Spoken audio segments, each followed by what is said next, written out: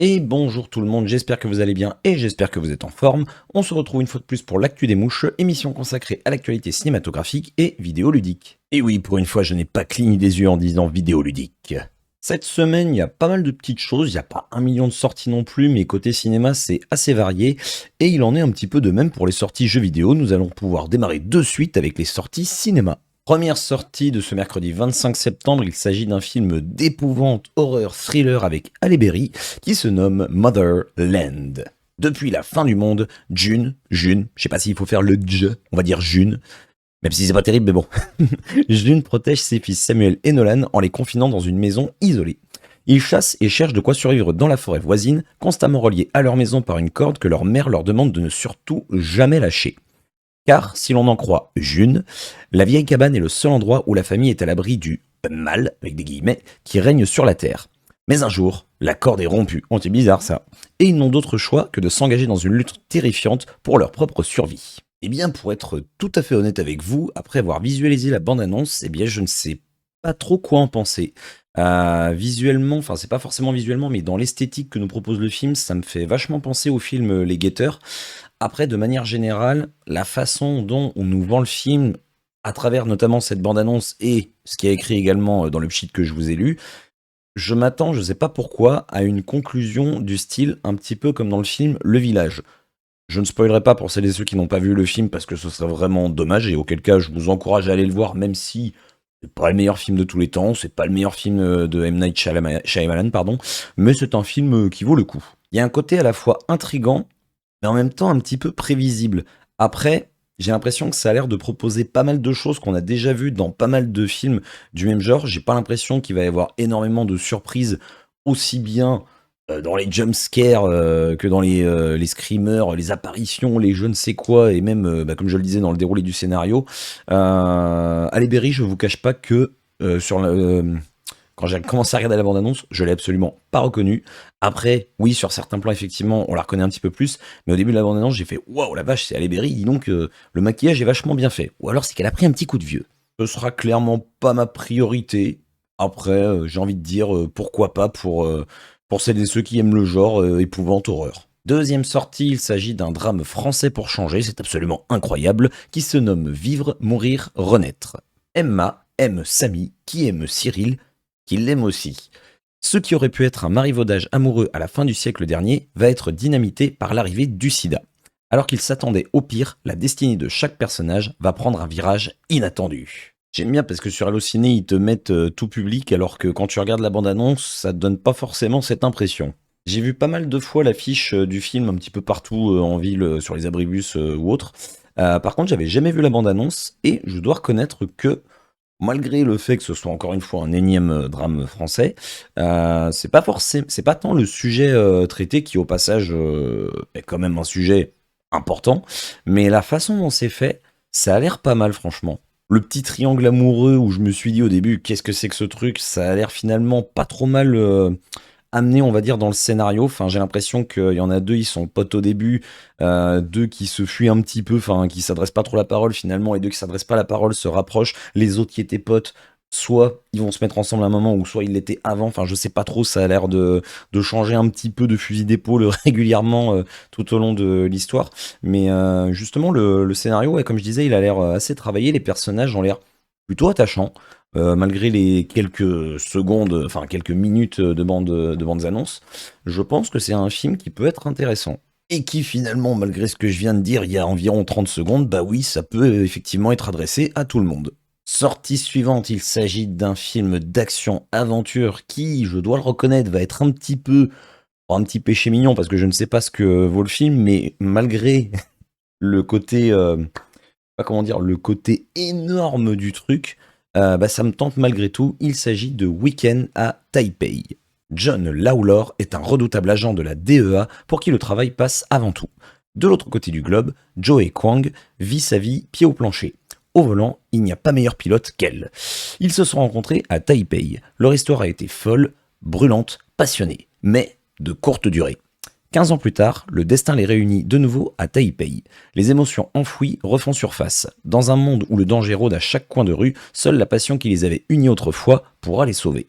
Alors quand on lit le pchit, c'est assez bizarre parce que c'est comme si c'était, juste une histoire d'amour alors que c'est une histoire sur fond de drogue, de course-poursuite, de plein d'actions, de bourrinage dans tous les sens.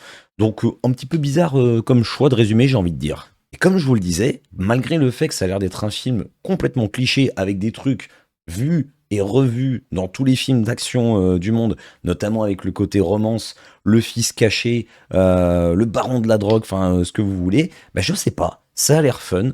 Le casting est pas mal.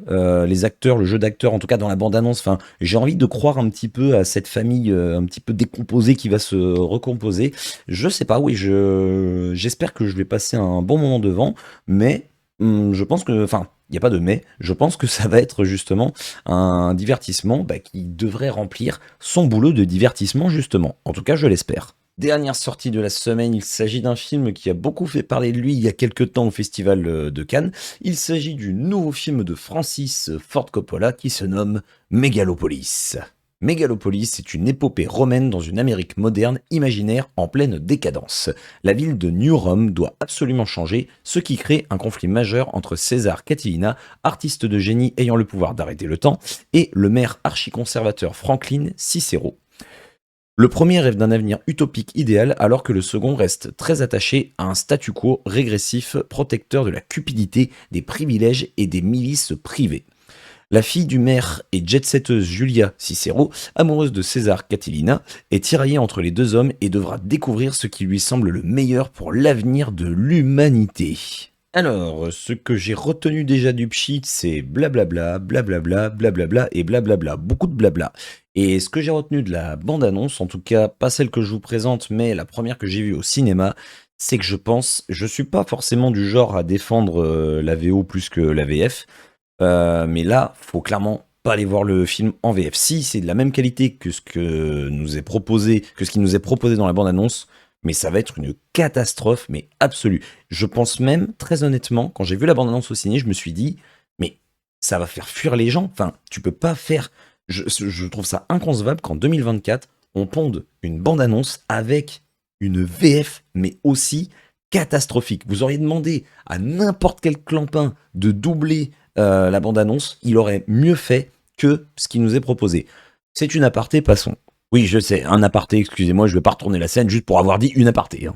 Bon, maintenant, si on revient au film, il a l'air de se passer plein de choses. Ça a l'air, je sais pas trop, un mélange entre un film à la fois intrigant, un film un petit peu fouillis, un film qui a l'air assez recherché d'un point de vue esthétique. Enfin, j'ai l'impression que ça nous propose pas mal de choses plutôt intéressantes. Il y a l'air d'avoir des beaux visuels. Il y a surtout un énorme casting. Je pensais pas que le casting était à ce point, à ce point, voilà.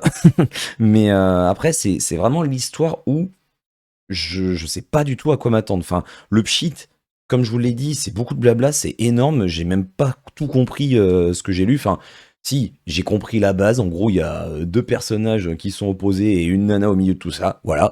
Mais le film, j'imagine qu'il va pas être centré uniquement là-dessus. On voit, il y a des manifestations à un moment. Je sais pas à quoi va servir le pouvoir de stopper le temps pour Adam Driver. Il parle de New Rome au lieu de New York. Effectivement, on voit qu'il y a une course de chars à un moment. Enfin, à quel point ils vont mélanger justement la période antique avec bah, la période actuelle. Donc c'est vraiment un tout qui fait que moi le film, je l'attends vachement. Enfin, c'est très bizarre. Je l'attends vachement, j'ai très envie de le voir, mais je m'attends pas non plus à ce que ce soit un truc extraordinaire. Il y a tellement eu de mauvaise réception, on va dire ça comme ça, au Festival de Cannes. Il n'y a pas eu que de la mauvaise réception, hein, mais je sais qu'il y a eu tout un tatouage aussi par rapport à la communication, comme quoi Coppola, il a utilisé, enfin je sais pas si c'est lui directement, mais ils auraient utilisé des critiques de films qui ne sont pas, enfin, qui ne sont pas par rapport à Megalopolis justement, des critiques négatives pour justement essayer de faire un effet inverse sur la promotion du film. Donc voilà, il y a il y a eu beaucoup de choses qui ont été dites et faites autour de ce film. Moi, c'est un film que j'attends et que j'irai voir. Vous voyez, avec tout ça, même mes idées, elles sont pas claires et c'est un petit peu le fouillis. Cette semaine, il y a également le film Emmanuel qui sort, mais moi, ça m'intéresse pas du tout. C'est un drame érotique, il me semble. Alors attendez, je vérifie. Qu'est-ce que... drame érotique, voilà, tout à fait. 1h47, interdit aux moins de 12 ans. Érotique, moins de 12 ans, c'est bizarre, ça. Mais bon, c'est halluciné, hein, je me méfie. Ça va être moins de 16 à tous les coups. Emmanuel est en quête d'un plaisir perdu. Elle s'envole seule à Hong Kong pour un voyage professionnel. Dans cette ville-monde sensuel, pardon, elle multiplie les expériences et fait la rencontre de Kay, un homme qui ne cesse de lui échapper. Donc voilà, si ça vous intéresse, je sais pas du tout si c'est un remake, je vous cache pas que je me suis pas renseigné là-dessus, mais si c'est un remake ou un remaster ou je ne sais quoi du premier film Emmanuel, aucune idée. Il y a un autre film par contre qui lui va clairement être diffusé nulle part, enfin je me trompe peut-être, mais je le sens gros comme une maison. C'est le film Les Belles Créatures. Il me semble que c'est un film islandais, si je dis pas de bêtises. Je vous lis le pchit si jamais ça peut vous intéresser et si vous avez l'occasion d'aller le voir. Adi, 14 ans, est élevé par sa mère clairvoyante qui perçoit l'avenir dans les rêves. Il prend sous son aile Bali, un garçon introverti et en marge, victime d'harcèlement scolaire. En l'intégrant à sa bande, ces garçons désœuvrés et livrés à eux-mêmes explorent la brutalité et la violence comme seul moyen d'expression et d'exister. Alors que les problèmes du groupe s'aggravent, Adi commence à vivre une série de visions oniriques. Ces nouvelles intuitions lui permettront-elles de les guider et de trouver leur propre chemin? Bande-annonce assez intrigante, assez sympa. Je pense que c'est un beau film qui doit pas être très joyeux. Malheureusement, comme je vous le disais, je pense pas que ce sera beaucoup diffusé. Et vous allez également avoir le jeudi 26 septembre le concert en live de Véronique Sanson au cinéma. Vivement que celui de Mylène Farmer ait lieu, je crois que c'est en novembre parce que j'en peux plus, je vois la bande-annonce à chaque fois et c'est une bande-annonce qui est plus longue que les bandes-annonces de films. Et nous en avons terminé pour les sorties cinématographiques, nous passons désormais à l'actualité vidéoludique. Première sortie, il s'agit d'un jeu qui sort uniquement sur PC ce lundi 23 septembre, c'est le jeu Tiny Glade. Il s'agit d'un petit, alors je dis petit mais pas forcément, d'un jeu de construction qui change un petit peu de ce qu'on voit habituellement. Il n'y a pas de côté gestion dedans, ça m'a fait plaisir quand j'ai lu ça. Et donc on va pouvoir construire notre château médiéval tout en caressant des petits moutons, des petits canards et certainement d'autres animaux. En fait c'est un jeu qui se veut un petit peu relaxant. On peut modeler notre château comme bon nous semble. On peut installer des je sais pas comment dire, des murs et les remodifier par la suite. Bah, en fait, une fois que vous mettez un bloc, une partie de votre château, eh ben, c'est modifiable n'importe quand, avec des outils qui se veulent très simples d'accès. C'est vrai que ça a l'air vraiment très très simple. Enfin, j'ai l'impression qu'on le voit dans la bande-annonce. Pour faire une mare, par exemple, autour du château, bah, il y a juste à cliquer sur l'icône Good, hop, tu traces ton truc où tu veux et ça te fait une mare à l'endroit où tu as tracé. Tu veux faire un chemin entre deux murs, enfin pour relier deux pièces entre elles, pouf, tu mets juste ta souris à un endroit et ça te fait des ouvertures dans le mur que tu as fait. Donc je pense que et on l'entend à la musique. Là vous l'avez pas parce que je mets pas le son sur les bandes annonces, mais ça a l'air oui effectivement très relaxant. Même moi, ça m'a donné envie. J'étais là, j'ai regardé la bande annonce, j'ai fait oh là là, c'était qu'une minute et quelques, mais vraiment je me suis senti apaisé.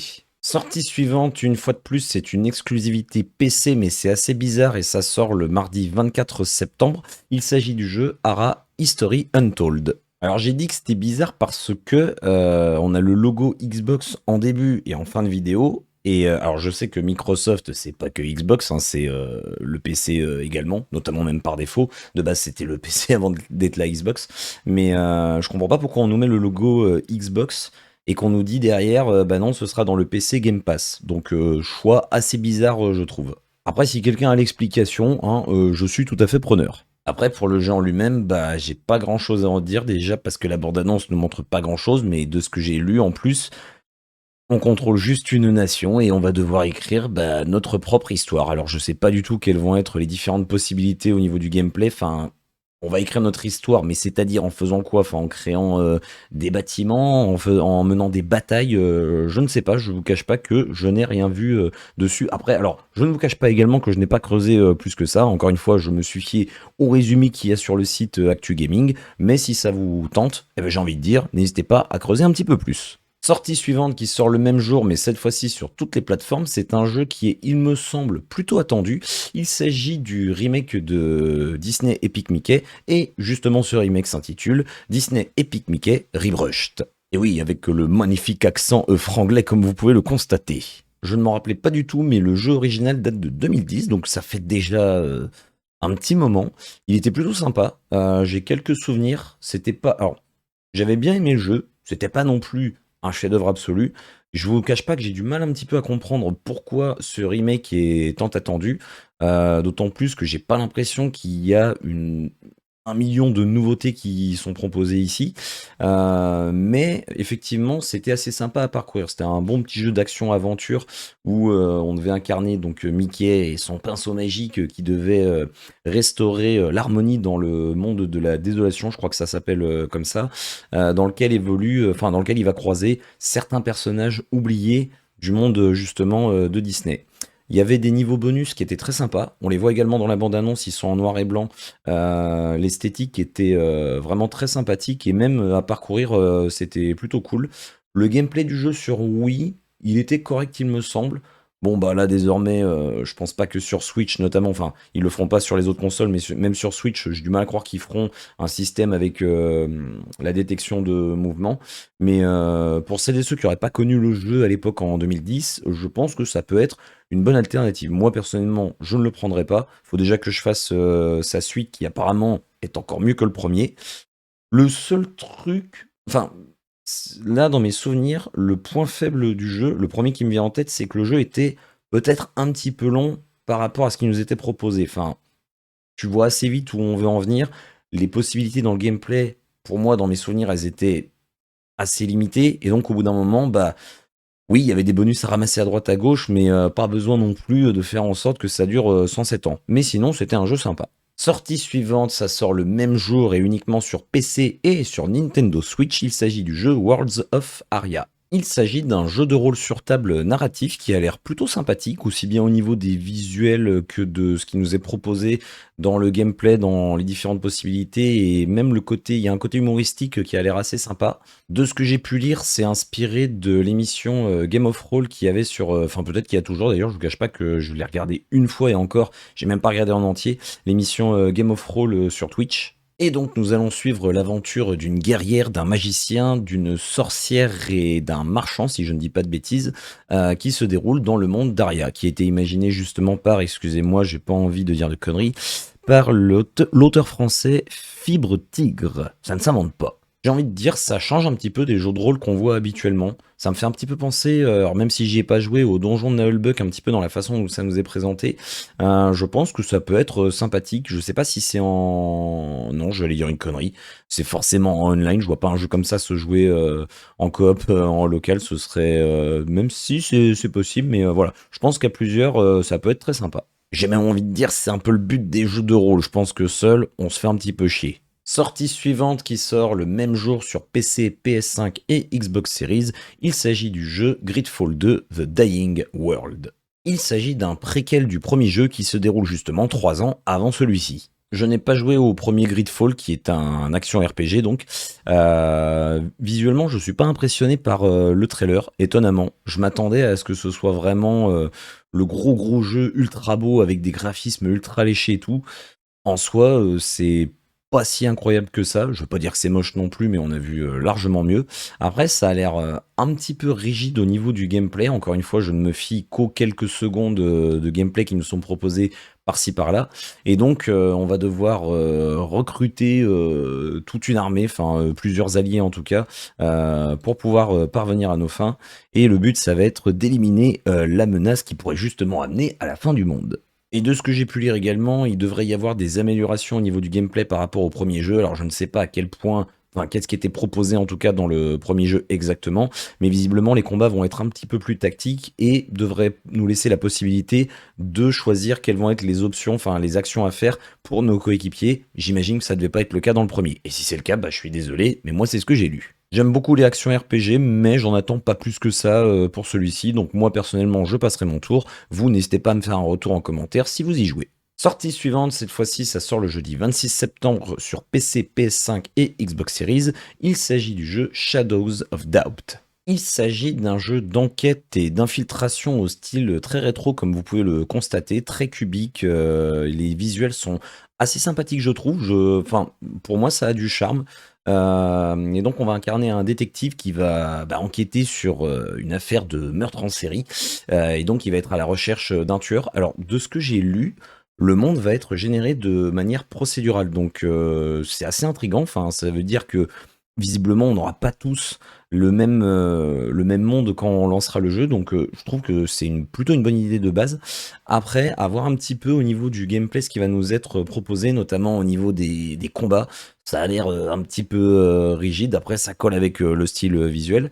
Mais en tout cas, je trouve qu'il y a une bonne atmosphère, une bonne ambiance très SF, très futuriste, mais un petit peu, je sais pas trop comment dire. Il y a vraiment le côté sombre qui ressort de la bande-annonce, tout en étant suffisamment intriguant pour nous donner envie, en tout cas, de suivre l'affaire. Après, on le voit par-ci par-là, il y a des petits post-it à droite à gauche qu'on peut épingler. Enfin, ça va nous aider, j'imagine, pardon, à suivre le cours, le fil de l'aventure.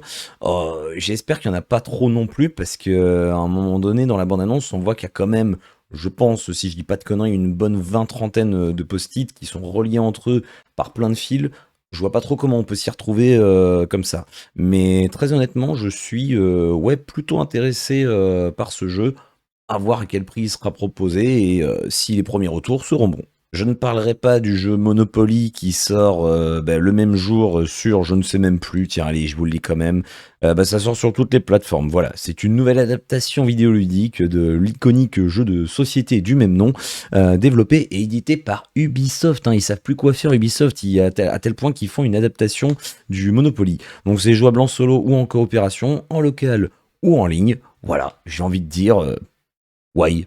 Pourquoi? Alors, à la limite, en online, pourquoi pas, mais sinon, bah, t'achètes un Monopoly et puis voilà. Ah non, excusez-moi, il y a un point très important qu'on ne retrouve pas dans le jeu de base, c'est qu'ici, vous avez une ville entièrement animée en 3D avec un cycle météo jour-nuit, rendez-vous compte, dans un jeu Monopoly, mais c'est absolument révolutionnaire. Et surtout, extrêmement utile, j'ai envie de dire. Sortie suivante, et cette fois-ci par contre c'est un gros jeu qui sort uniquement sur Switch, toujours le 26 septembre. Il s'agit du nouveau The Legend of Zelda qui s'intitule Echoes of Wisdom. Alors déjà je vous prie de m'excuser car je ne vous mets pas une des bandes annonces qui sont sorties récemment, je vous mets la toute première annonce qui avait été faite lors du Nintendo Direct où avait été annoncé justement ce nouveau Legend of Zelda, parce que tous les trailers durent plus de 4 minutes, donc c'est sympa, mais j'ai pas envie non plus d'avoir tout le gameplay que tout le gameplay me soit révélé en regardant justement une bande-annonce. Donc je vous mets juste le petit teaser où malheureusement on ne voit rien du tout, mais en gros ça va être un jeu où pour une fois on va pas incarner Link, mais on va incarner Zelda. Alors je sais qu'il y avait un Zelda sur Mega CD il me semble, où on incarnait la princesse Zelda. Je crois que c'était World of Gamelon, un truc comme ça, enfin je sais plus comment ça s'appelait exactement, mais voilà, un vrai jeu de plateforme action-aventure où on va incarner la princesse Zelda. Et donc, dans ce Legend of Zelda, on va incarner donc la princesse Zelda, comme je le disais, mais qui ne se battra pas à l'épée. Au contraire, elle va utiliser de toute sa magie pour parvenir à ses fins et visiblement récupérer, retrouver la trace de Link qui s'est perdu visiblement dans le monde, je ne sais pas comment l'appeler, le monde des ombres, le monde des ténèbres. Le gameplay a l'air de pas mal changer de ce qu'on nous propose habituellement. Forcément, il n'y a pas de combat, donc du coup, si ça reste un jeu d'action, parce qu'on pourra quand même modéliser des objets qu'on pourra balancer sur les ennemis. Mais elle pourra également invoquer des alliés. Donc très honnêtement, c'est pas un jeu que j'attends plus que ça, mais je suis quand même curieux de voir ce que ça peut donner. Niveau visuel, ça ressemble pas mal à à ce qu'avait proposé le remake de Link's Awakening. Là, c'est un tout nouveau jeu qui n'est pas adapté d'un ancien jeu. Donc, à voir dans ce qui va être proposé. J'ai juste peur que le fait de devoir, comment dire, de devoir créer des items pour progresser dans l'aventure. J'avais vu un trailer, enfin j'avais eu quelques images d'un trailer où ça mettait qu'il fallait construire, enfin créer un cube, puis un autre, en créer un troisième, enfin je sais plus, il fallait faire un espèce d'escalier à un endroit. J'espère qu'il n'y a pas non plus trop de verticalité proposée dans le jeu, pour pas qu'on se perde justement et qu'on sache un petit peu où aller. Même si je sais que oui, les Legend of Zelda, c'est l'aventure, mais alors à part les deux derniers Zelda que je n'ai pas fait sur Switch, où là c'est vraiment des open world, bah, à quel point ça va être un open world celui-ci, je ne sais pas. Mais dans tous les cas, je ne m'inquiète pas, il y a tous les fans de Zelda qui vont aller sur le jeu, c'est pas une critique du tout, hein, c'est juste pour dire que le jeu devrait fonctionner de toute façon. Avant-dernière sortie de la semaine, il s'agit d'un jeu qui sort uniquement sur PC, PS5 et Xbox Series, ce qui est déjà pas mal, et ça sort le même jour, le 26 septembre, et ça se nomme Raven's Watch. Il s'agit d'un roguelike qui va nous plonger dans un univers où on va parcourir visiblement divers contes bien connus, du style par exemple Le Petit Chaperon Rouge. Alors j'ai lu qu'il y avait juste Le Petit Chaperon Rouge et Beowulf, mais j'imagine qu'ils vont pas nous mettre que ça, parce que si c'est pour nous dire ça et qu'il y a que deux mondes connus, ça ne sert à rien. Donc j'imagine qu'on va avoir d'autres surprises du style, j'en sais rien, par exemple Hansel et Gretel ou Blanche-Neige. En tout cas, de manière un petit peu sombre, parce que la bande-annonce, elle est assez sombre. J'ai pas trop aimé d'ailleurs l'ambiance, la musique, je l'ai trouvé... j'ai rien contre les musiques un petit peu angoissantes, mais je trouve que ça colle pas forcément avec le jeu en lui-même. Après, au niveau du gameplay, je sais pas trop quoi en penser, c'est un roguelike, ça ressemble à Hades mais en un petit peu plus lourd. Enfin en tout cas les déplacements ont l'air un petit peu plus lents. Lourd, je sais pas si c'est le bon terme. Visiblement on va pouvoir incarner plusieurs personnages qui vont avoir diverses aptitudes, ce qui est logique dans un roguelike, hein, et qu'on va débloquer au fur et à mesure. Voilà, à voir ce que ça peut rendre. Et visiblement, le jeu pourra se parcourir soit en solo, soit en coop jusqu'à 4 joueurs, et ça je trouve que c'est plutôt cool, c'est pas souvent dans les roguelikes. J'avais dit avant-dernière sortie, mais en fait il y en a une autre, mais j'en ai parlé très vite fait la semaine dernière, c'est pareil, c'est comme le Monopoly, c'est même pire que le Monopoly, enfin quoique je sais pas trop, mais bon, je vais en parler, mais extrêmement vite fait, histoire de l'évoquer. Il s'agit donc du jeu EA Sports FC 25, pardon, qui sort donc le vendredi 27 septembre sur toutes les plateformes, même sur Switch, voilà. Et donc, comme je vous le disais la semaine dernière en fin de vidéo, si vous avez regardé jusqu'à la fin de la vidéo, il s'agit d'un jeu de simulation de football. Voilà. Un nouvel opus de la série de football, plusieurs nouveautés, le mode 5 contre 5, des améliorations tactiques grâce à la fonctionnalité FC IQ, divers modes multijoueurs, à la fois compétitifs et coopératifs. Hein, voilà quoi, c'est un jeu de foot, j'ai envie de dire, comme je vous le disais, ils en sortent tout le temps, tout le temps, tout le temps, tout le temps, tout le temps. À un moment donné, passez à autre chose, les gars. Enfin, faites une pause un peu dans les jeux de foot et proposez-nous d'autres sports. Il y a plein de sports qu'on ne voit jamais. Alors, peut-être que tous les sports sont pas forcément intéressants à mettre en jeu vidéo, mais je suis sûr qu'il y en a plein qui pourraient remplacer justement les jeux de foot. Ça ferait des jeux de foot un peu moins réguliers, et du coup, on verrait une vraie différence quand à chaque fois qu'il y en aurait un qui sort. Enfin bon, après, voilà, ce n'est que mon point de vue. Et cela nous amène donc désormais à la dernière sortie de la semaine. Il s'agit du jeu Renatis qui sort le même jour, donc le vendredi 27 septembre, sur PC, PS4, PS5 et Nintendo Switch. Il s'agit d'un action RPG, clairement c'est un JRPG, ça se voit dès les premières secondes, qui se déroule dans un Tokyo alternatif. On va y suivre l'aventure d'un magicien dont j'ai complètement oublié le nom et c'est pas très grave de toute façon, puisqu'on évolue dans un monde où la magie est visiblement omniprésente, mais est malgré tout régulée par une loi. Il y a un monde parallèle en gros qui est apparu à cause de l'utilisation de cette magie, et donc on va avoir toute une aventure avec notre personnage et d'autres alliés comme dans tous les JRPG qui existent depuis la nuit des temps. Et visiblement, la particularité du titre, c'est qu'on va avoir deux façons de jouer, soit un mode uniquement attaque, soit un mode uniquement défense. Alors j'imagine, je ne le sais pas, j'ai pas de certitude là-dessus, mais j'imagine que ça va dépendre du monde dans lequel on se trouve. Donc j'ai envie de dire, à voir ce que ça peut donner. Alors le mode que attaque, d'accord, mais le mode que défense, j'ai du mal à voir en gros comment vont se passer les combats, parce que si on passe juste notre temps à se défendre, en fait on peut pas gagner. Enfin l'autre, l'ennemi en face ne va pas mourir d'épuisement. Enfin vous voyez ce que je veux dire. Donc je trouve ça assez intriguant. Visuellement, c'est pas exceptionnel. Après, j'ai envie de dire, je vais prendre l'exemple des Xenoblade parce que le jeu m'a un petit peu fait penser à Xenoblade visuellement. Même si Xeno c'est quand même plus joli, c'est pas les jeux les plus incroyables, on va dire, au niveau des visages, des personnages et tout ça. Mais par contre, les panoramas qui nous sont proposés sont quand même assez incroyables. Là ici, il n'y a pas grand chose, je trouve, d'incroyable. Même, j'ai envie de dire, au niveau des animations et au niveau de la technique, ça a l'air même un petit peu à la ramasse. Enfin, j'ai presque l'impression déjà dans la bande-annonce qu'il y a des petits ralentissements par-ci par-là. Je peux me tromper, mais j'ai pas l'impression que ça vienne de ma capture le problème. Après, au niveau du gameplay, je vais pas pouvoir juger de toute façon étant donné que le jeu n'est pas encore sorti. Je ne sais pas encore. Je sais pas si ce jeu m'attire potentiellement ou pas. J'ai envie de dire, s'il y en a qui y vont dessus, n'hésitez pas encore une fois à me faire un petit retour en commentaire, savoir si ça vaut le coup, si c'est dans la même veine que les gros RPG, enfin que les gros JRPG déjà disponibles ou pas. Nous en avons donc terminé pour cette semaine. Alors par contre, la semaine prochaine, de ce que j'ai regardé, pour l'instant, il y a 4 jeux qui sont annoncés pour la semaine prochaine.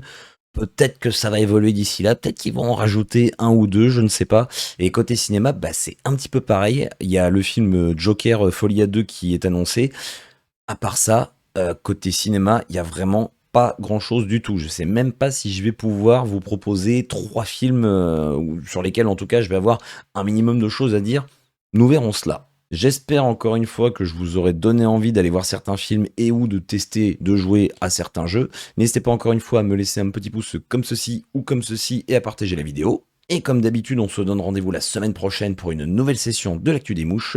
D'ici là, je vous souhaite à toutes et à tous, comme d'habitude, une très bonne journée, une très bonne soirée et ou une très bonne nuit. Comme d'habitude, prenez soin de vous et bisous tout le monde.